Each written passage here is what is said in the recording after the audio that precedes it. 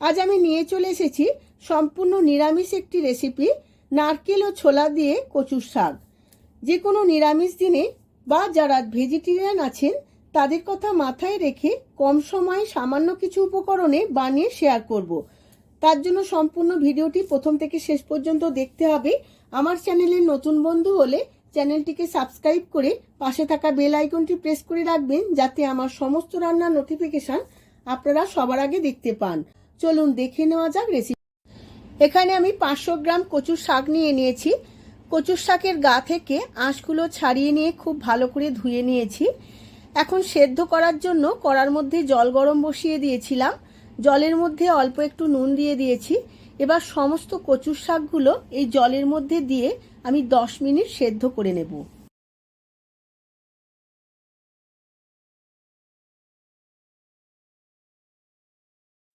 কচুর শাকগুলো খুব ভালো করে সেদ্ধ হয়ে গেছে। এবার জলটা ঝেড়ে নেব। তার জন্য আমি একটা ছাঁকনির মধ্যে সমস্ত কচুর শাকগুলো ঢেলে নিয়েছি। এবার চেপে চেপে এইভাবে জলটা ঝেড়ে নিতে হবে, যাতে কোনোভাবে জল না থাকে কচুর শাকের মধ্যে।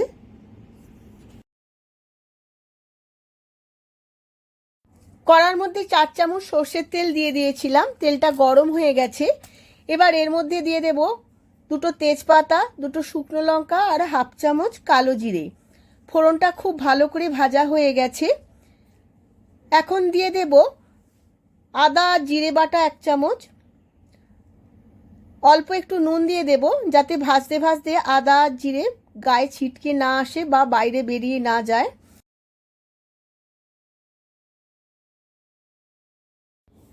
আদা জিরে খুব ভালো করে ভাজা হয়ে গেছে, তেলটাও ছেড়ে এসেছে। এবার এর মধ্যে অল্প একটু জল দিয়ে দিয়েছি। এবার কিছু রেগুলার মশলা দিয়ে দেব। তার মধ্যে হলুদ গুঁড়ো হাফ চামচ আর দেব ধনে গুঁড়ো 1 চামচ। সমস্ত মশলাটা আবারও একবার খুব ভালো করে কষিয়ে নেব।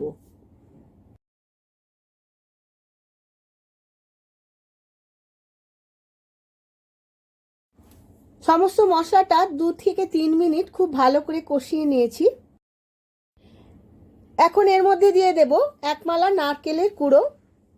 নারকেলটা মশলার সাথে খুব ভালো করে কষিয়ে নেব।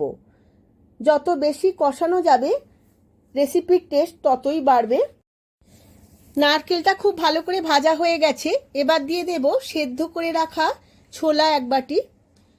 ছোলা আর নারকেল মশলার সাথে খুব ভালো করে কষিয়ে নেব 2-1 মিনিট। এবার দিয়ে দেব স্বাদ মতো চিনি।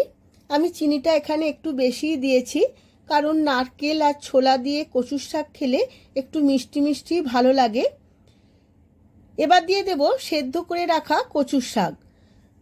কচুর শাক সমস্ত মশলার সাথে 5 থেকে 7 মিনিট খুব ভালো করে নেড়ে শুকনো করে নিতে হবে অবশিষ্ট জলটা। এইভাবে কড়ার মধ্যে খুব ভালো করে খুন্তিতে করে ঘেটে ঘেটে দিতে হবে, যাতে মশলার সাথে কচুর শাকটা খুব মসৃণভাবে মিশে যায়। এই সময় দিয়ে দেব স্বাদ মতো নুন। নুন দিয়েও আমি সমস্ত মশলাটার সাথে খুব ভালো করে মিশিয়ে নেব। এখন দেব 4টে চেরা কাঁচা লঙ্কা। এইভাবে আমি নাড়তে থাকবো আরও 2-1 মিনিট।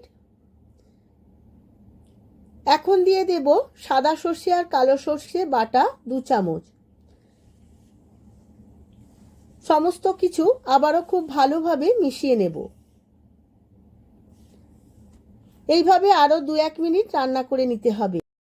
5-7 মিনিট রান্না করে নেওয়ার ফলে কচুর শাকটা অনেকটাই শুকিয়ে গেছে। আমার একদম রেডি হয়ে গেছে কচুর শাকটা। এবার গ্যাসের ফ্লেমটা অফ করে দিয়ে আমি সার্ভ করে নেব। আমি সার্ভ করে নিয়েছি নারকেল ও ছোলা দিয়ে কচুর শাক। দারুণ খেতে হয়। আপনারাও আমার মতো করে একবার বাড়িতে বানিয়ে ফেলুন। আর কেমন হয়েছে আমার কমেন্ট বক্সে কমেন্ট করে জানাতে কিন্তু ভুলবেন না। ভিডিওটা যদি ভালো লেগে থাকে ভিডিওটিতে প্রচুর প্রচুর লাইক ও শেয়ার করবেন। আজ তাহলে আসি, আবার দেখা হবে পরবর্তী ভিডিওতে আবার নতুন কোনো রেসিপি নিয়ে।